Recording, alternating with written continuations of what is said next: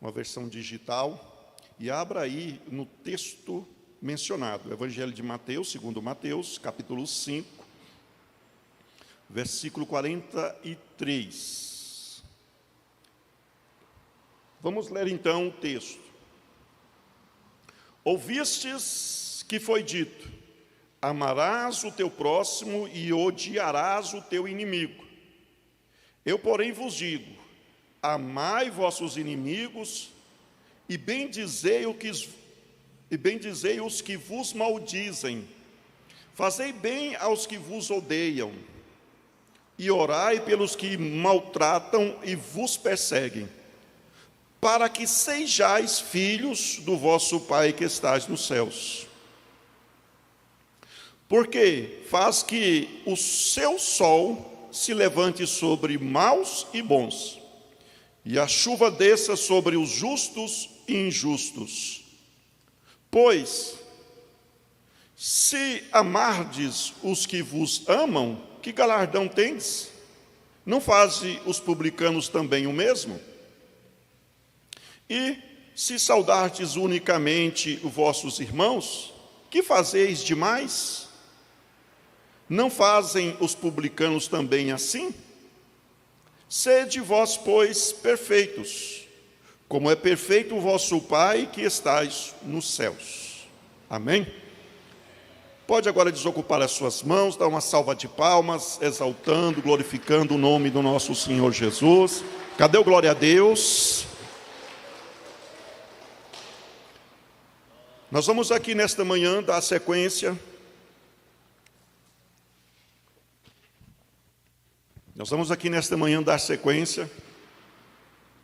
A nossa série de estudos, de meditação na Palavra de Deus, tratando sobre ética cristã. E todas as quintas-feiras, antes de nós entrarmos propriamente ou diretamente na meditação do texto, eu faço essa introdução explicando.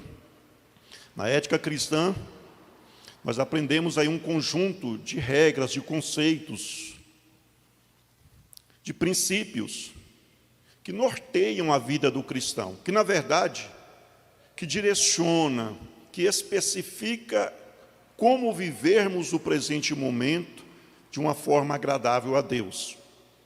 Então, ética cristã é responsabilidade e deveria ser o interesse de todos que se dizem cristãos. Não só para aprender, mas para aprender e poder praticar. Não é só ter o conhecimento, mas ter o conhecimento para que possa aplicá-lo nas suas vidas. Então, hoje nós vamos dar sequência nesse texto que nós estamos aqui, onde Jesus trouxe ali parte do sermão, um sermão para os seus discípulos. E nós vamos aqui, nesse momento, apresentarmos algumas lições que nós vamos extrair desse texto, alguns princípios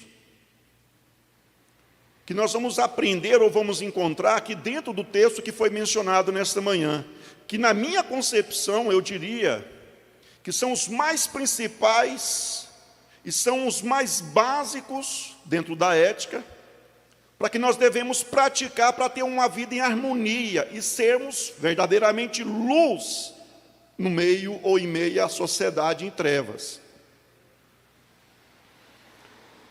Jesus ele estava trazendo as suas orientações aos seus discípulos e ele fazia um contraste, onde ele apresentava os ensinamentos que foram apresentados aos judeus pela lei de Moisés e que naturalmente os judeus deveriam praticar, embora os judeus, através da sua tradição, distorcia ou compreendia equivocadamente a lei de Moisés e os ensinamentos dos profetas.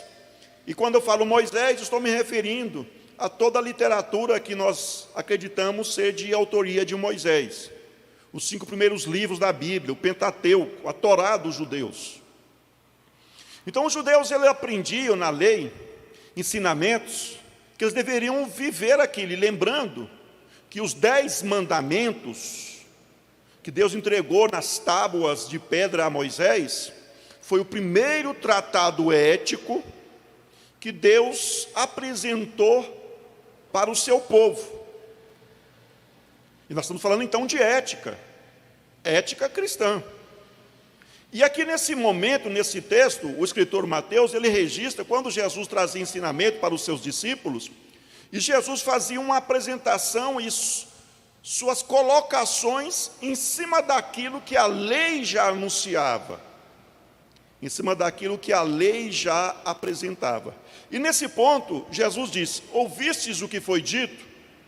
Quando ele usa essa expressão, ouvistes o que foi dito, ele estava se referindo aos ensinamentos que era trazido na lei judaica. Na lei há uma norma, um mandamento que dizia que os judeus, o povo de Deus na época, deveriam amar o seu próximo, mas odiar os seus inimigos. Era um ensinamento da lei. Amar o próximo era um mandamento, mas tinha autonomia, tinha ali aquela lacuna que permitia que eles viessem desprezar ou odiar, como é o termo, a tradução da Bíblia que eu uso, os seus inimigos. Jesus então, fazendo essa comparação, apresentando essa norma, apresentando esse princípio da lei, ele faz a observação, quando ele diz: eu, porém, vos digo. E eu quero aqui salientar, enfatizar, que Jesus é Deus. No que nós anunciamos hoje a respeito de trindade, ou a doutrina da trindade, Deus triuno, Jesus é a segunda pessoa da trindade. Um Deus único, que se manifesta por três pessoas distintas, mas um Deus único, uma divindade única. Então, eu estou mencionando que quando Jesus disse: eu, porém, vos digo, ele está dizendo na condição que ele é Deus. Eu, porém, vos digo. Aí Jesus continua dizendo: amai vossos inimigos e bendizei os que vos maldizem. Fazei bem aos que vos odeiam e orai pelos que vos maltratam e vos perseguem. E aí ele explica por quê os discípulos de Jesus têm que seguir esse princípio, que é a primeira lição que nós vamos retirar: para que sejais filhos do vosso Pai que estais nos céus. Então, a primeira lição que eu quero destacar aqui nessa manhã, nesse texto, sobre as palavras pronunciadas pelo nosso Senhor Jesus Cristo, que a principal característica, o principal atributo na vida de um homem e de uma mulher, que o identifica com Deus, como sendo filho de Deus, é a prática do amor. Não é só o conceito do amor, mas a prática. Não é só saber o que é amor, mas a prática do amor. Não é só autodefinir ou presumir que tem o amor, mas é a prática do amor. E vou repetir literalmente o texto, Jesus dizendo: eu, porém, vos digo, amai vossos inimigos. E aí ele fala de princípios de prática. Bendizei o que vos maldizem. Fazei bem aos que vos odeiam. Atitudes práticas. Orai pelos que vos maltratam e perseguem, para que, praticando isso, sejais filhos do vosso Pai que estás nos céus.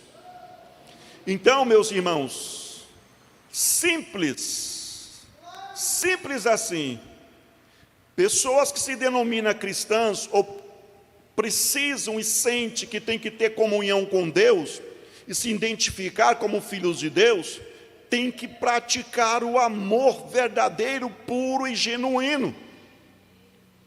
Não é somente fazer parte de uma instituição religiosa, mas meramente se tornando um religioso.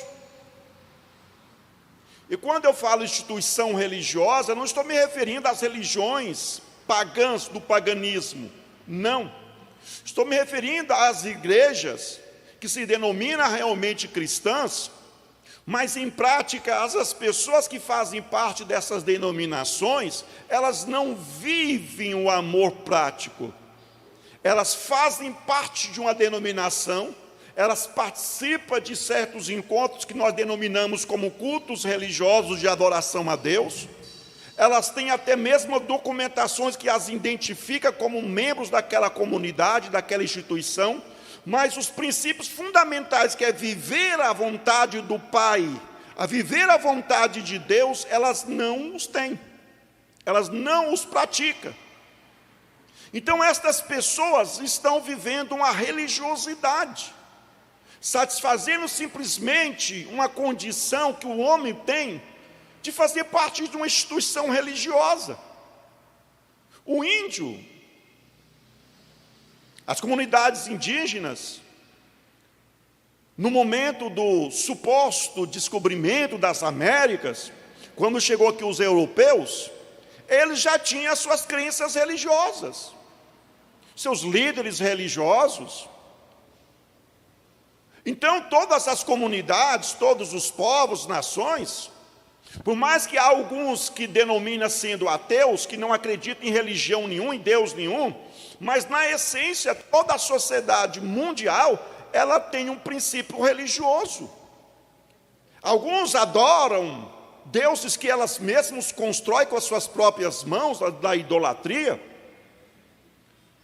Outros, de uma certa forma, pensamentos, ou até a própria ciência, que é objeto de adoração, o próprio homem, mas em tese e em essência, todos os seres humanos já nascem com a sede, um desejo em unir ao espiritual, ou ter uma fonte espiritual que provém e preenche o vazio interior. O problema é, qual é essa fonte que o homem procura? Então muitas pessoas têm se tornado religiosas dentro do cristianismo, dentro das igrejas denominadas como protestantes, ou como evangélicas, ou como igrejas de crentes, tem se tornado religioso, porque eles são simplesmente participantes daquela comunidade, daquele grupo de pessoas, em certos rituais, em certas atitudes, mas a essência que os identifica como filho de Deus, eles não têm. E aqui, Jesus está deixando bem claro, que o que nos faz filhos de Deus é viver, ou seja, o que nos identifica que realmente estamos na condição de filhos de Deus, é quando as nossas obras são pautadas ou fundamentadas no amor. Viver o amor na prática. Não é simplesmente ter uma carteirinha e fazer parte de uma comunidade religiosa evangélica. Se querer ser filhos de Deus, para ser filho de Deus que está no céu, precisa praticar o amor à bondade. Bom, a primeira lição, que nós podemos aprender mais ainda. Aí Jesus continua explicando, e é o que eu já mencionei, quando ele apresenta como um padrão, como um exemplo para os filhos de Deus, a forma de se viver, a forma de se relacionar com o próximo, com a sociedade na atualidade. A sociedade onde tem pessoas que se dizem boas, religiosas ou não, ímpias ou não, más ou não. Mas como conviver com o ser humano em sociedade, no padrão da vontade de Deus. Aí Deus mostra um exemplo, Jesus, ele apresenta como exemplo a atitude do Pai, do Criador de todas as coisas, em relação a todos os seres humanos, que é a sua imagem e semelhança. Olha como é a atitude de Deus em relação a todos, universalmente, os seres humanos.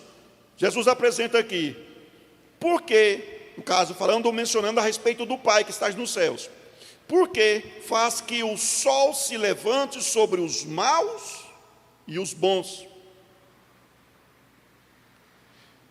e a chuva desça sobre os justos e os injustos. É esta a atitude de Deus para com o ser humano. Deus, Ele proporciona liberalmente, amorosamente, para todos o que eles precisam basicamente para sobreviver.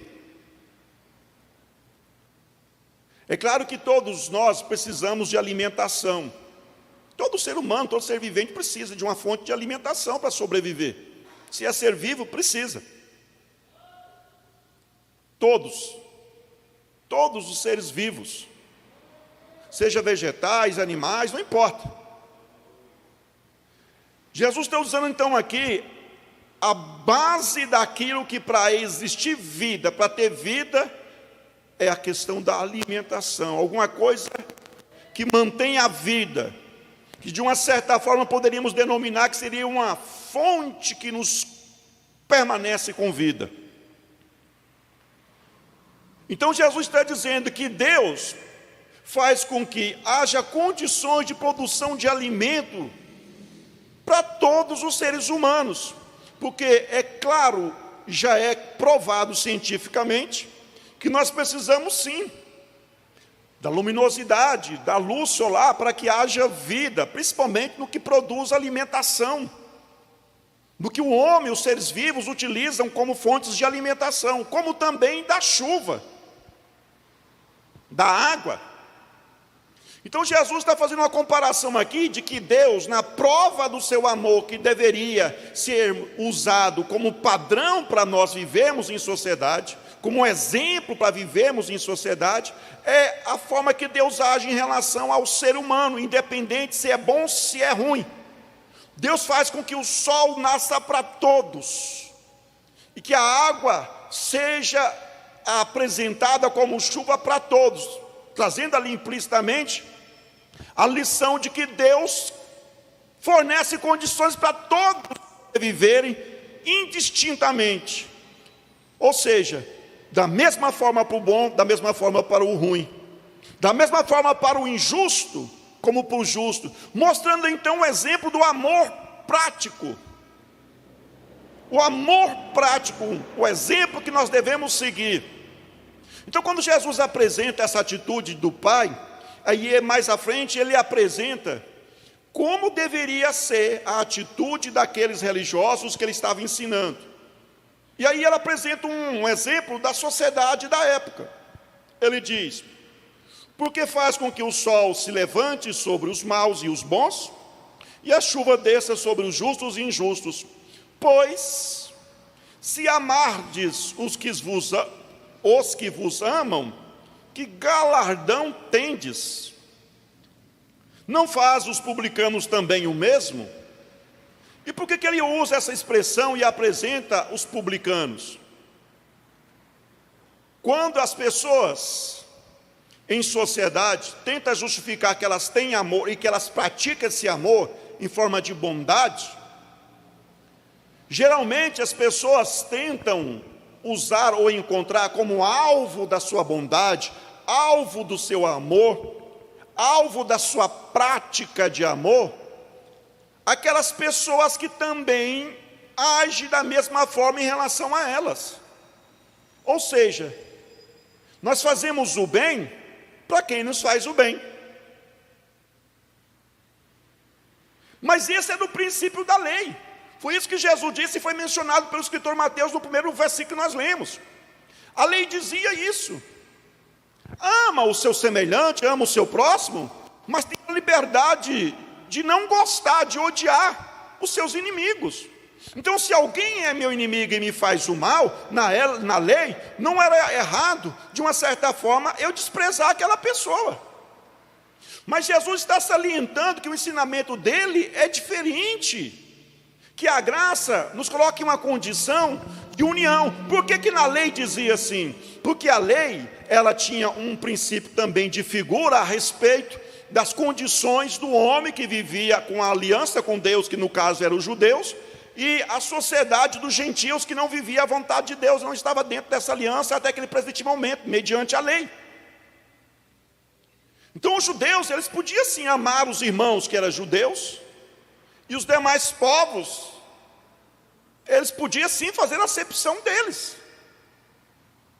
Mas Jesus está dizendo que agora nós vivemos a graça, onde Deus fez de ambos os povos, tanto judeus como gentios, uma igreja, a partir do momento que a pessoa crê no Senhor Jesus, crê em Deus, um povo único. E que esse povo, por ser filho de Deus, ou para realmente demonstrar que é filho de Deus em termos práticos, eles têm que praticar o bem, praticar o amor. Então Jesus está dizendo, na época dele, os publicanos não eram estrangeiros. Publicanos era, na verdade, uma condição social e um cargo do poder econômico do Império Romano. Os romanos governavam aquela região e os judeus, decorrente desse governo romano, pagavam ali tributos. E os romanos, então, contratou funcionários judeus, que colhia esses impostos dos judeus e os repassava ao Império Romano. Então, os publicanos eram aquelas pessoas que colhiam os impostos, eram judeus.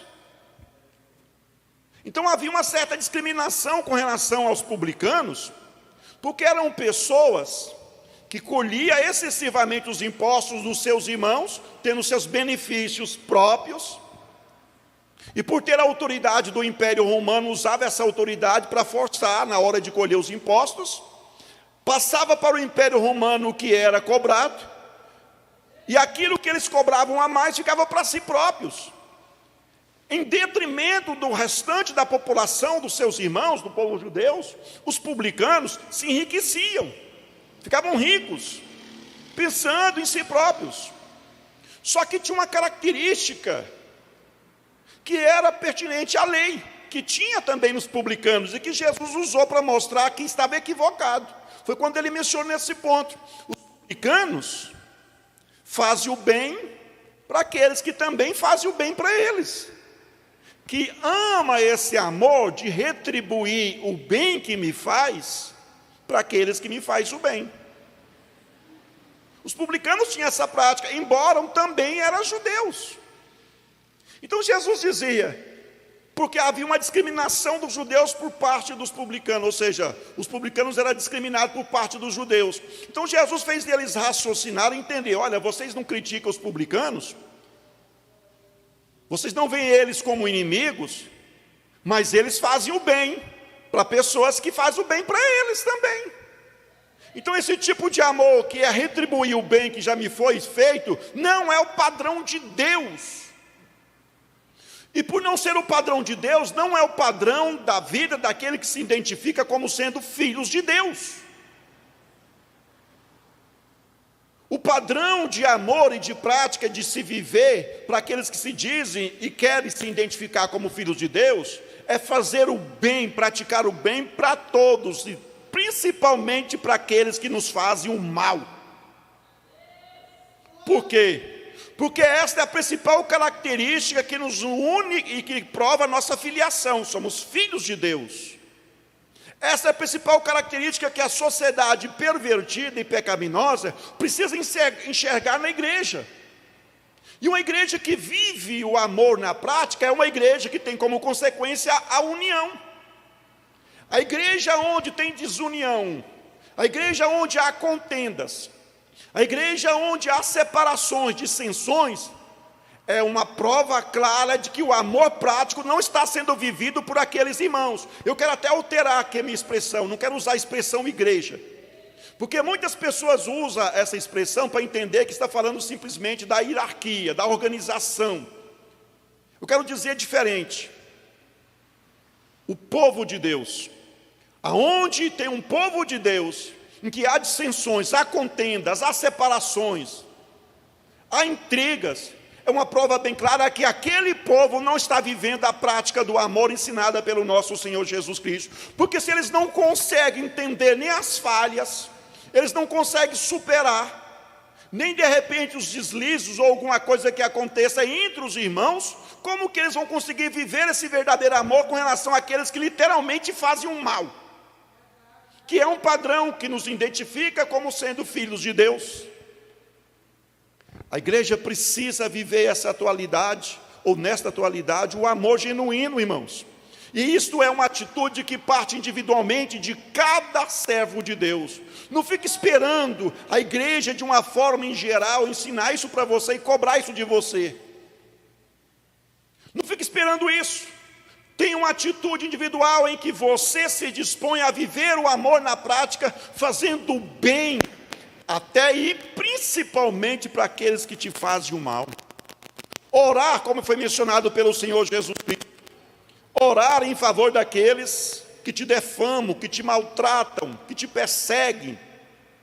Se você é perseguido, maltratado, se existe uma perseguição deliberada por parte de alguém contra você, a atitude correta, louvável aos olhos de Deus, a seu respeito, é que você ore em favor daquela pessoa, pedindo um bem para ela, pedindo para Deus abençoar ela, porque você precisa sim se identificar como um filho. Qual é o pai que não se sente alegre quando ele vê um filho em completa harmonia, sintonia com a vontade dele?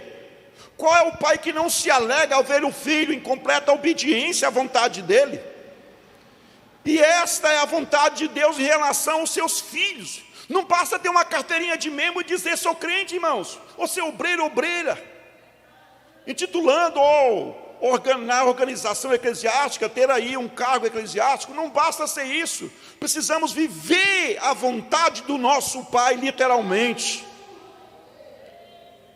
E o nosso exemplo é a atitude de Deus em relação a toda a humanidade perversa e pervertida. A forma que Ele expressa o seu amor, fazendo o bem para aqueles que desprezam Ele. É essa a nossa atitude, irmãos, que deveria ser na vida dos irmãos e das irmãs do povo de Deus. E aqui Jesus menciona ainda outros exemplos práticos, que Ele fala: se saudardes, mostrando para os judeus, se vocês têm a sua saudação somente com aqueles que te saudam, que te cumprimentam, os publicanos também fazem assim. E para ficar bem claro, mais uma vez, esse ponto, dessa ilustração que Jesus usa, com relação aos publicanos.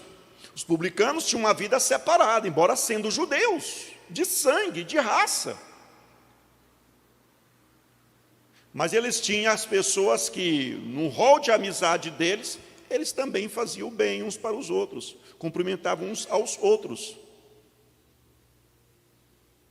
Mas para um grupo seletivo, que era aqueles que faziam mal individualmente, que faziam o bem individualmente um para o outro. Jesus está dizendo que a nossa atitude tem que ser diferente, irmãos. Bota isso no seu coração. Expulsa a religiosidade da sua vida. Não pense que só porque você faz parte de uma igreja, que tem um título de uma igreja santa, de uma organização de oração, e que isso é o suficiente para você agradar a Deus. Não, ninguém compra, ninguém apresenta méritos próprios em relação a Deus para beneficiar o próximo, não. Isso é uma doutrina que vem do catolicismo, que acredita que méritos de alguém que viveu aqui na terra, que foi um homem e uma mulher, que serviu a Deus com integridade, com sinceridade, e que os méritos dessa pessoa agora que se encontra com Deus, pode ser transmitido para outra pessoa. A devoção, a crença no que os santos podem fazer de mérito em favor de nós, no padrão ou no entendimento da doutrina católica romana. Então não pense que, por mais que seu pastor, seus irmãos em Cristo, sejam homens e mulheres que são fiéis a Deus, que as atitudes deles, os méritos que eles têm com Deus, porque eles vivem a vontade de Deus, vão ser transmitidos para você só por fazer parte dessa organização, que não é isso que acontece. A salvação é individual. O relacionamento de Deus é individual com cada um de nós. Então, despreze esse modelo de fé em que, eu vou fazer parte da maioria, do grupo, da forma que pensam. Bom, se isso aí é necessário para ser salvo, quer dizer então que ninguém vai ser salvo.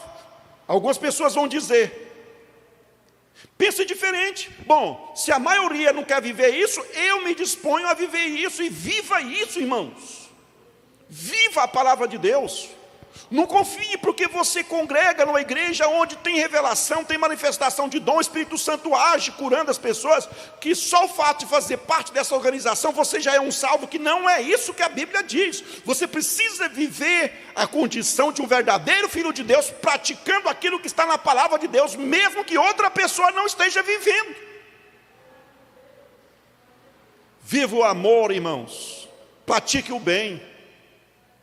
Independente de quem seja o alvo desse amor, o alvo dessa atitude de bem, seja um seguidor dos padrões, do exemplo do seu Pai, que é Deus. E aí Jesus encerra nesse ponto o texto que nós lemos, quando ele diz: sede vós, pois, perfeitos, como é perfeito o vosso Pai que estás nos céus. Essa perfeição que Jesus está mencionando aqui, é aquela que eu já falei aqui hoje, de nos identificar com a principal característica do nosso Pai, o amor, com obras, com prática. Você precisa viver isso. Não basta só ouvir e aprender o que você está aprendendo aqui nessa manhã, se dentro de você não tiver uma disposição em valorizar o que você está aprendendo, se não tiver uma disposição dentro do seu coração em praticar o que você está aprendendo, você vai continuar da mesma forma equivocado. Os nossos internautas, os nossos ouvintes, da mesma forma. Não importa onde você esteja nos ouvindo, nos acompanhando, essa palavra é universal para todos, que alcança esse auditório aqui na nossa sede, como também aonde você se encontra, e no momento que você se encontra, seja agora ao vivo na live, ou seja acompanhando esse vídeo em outra data diferente. Viva o padrão do amor de Deus, pratica o amor, viva o amor, impulsionado e fundamentado na fé que Jesus já morreu no seu lugar, pagou a sua dívida e você é um salvo. Seja diferente. E é esta a única forma que nós temos para mudar a sociedade. Mudar a sociedade é dessa forma. A única forma que tem, que é o padrão bíblico, é cada um de nós vivermos a vontade de Deus, consequentemente, nós vamos mudando a sociedade. Porque cada pessoa que vai se tornando servo de Deus, literalmente vive a vontade de Deus. Você percebe então que esse padrão, esse ensinamento, se viver ele integralmente, haveria mudanças substanciais da forma que as famílias convivem. As contendas, os problemas, as agressões desapareceriam. E eu estou me referindo até mesmo dentro daqueles que são cristãos, das famílias cristãs. Pessoas ou famílias inteiras são cristãs, e que lá dentro no convívio, porque convívio de família é mais próximo, convívio de um irmão em Cristo com outro irmão em Cristo é mais distante um pouquinho. Você não convive todos os dias, a todos os momentos com a pessoa, e o convívio familiar é mais próximo. E muitas famílias não conseguem viver em harmonia, mesmo sendo cristãs, embora todos os membros da família se intitulando servos de Deus. Sabe qual é o problema disso? Falta disposição de renúncia para se viver a vontade de Deus. Porque se nós estivermos vivendo esse amor dessa forma, com certeza a nossa família muda, a nossa sociedade muda, a nossa comunidade evangélica, religiosa, a igreja muda. O mal é afugentado, a contenda é expulsa, as discórdias, os levantes, as atitudes nocivas são expulsas, porque todo mundo vive o amor, todo mundo pratica esse amor. As pessoas sabem superar as adversidades, os pensamentos diferentes, a divergência de opiniões e vencer, sem agir de uma forma equivocada. Que Deus abençoe a todos vocês. Fiquem de pé em nome de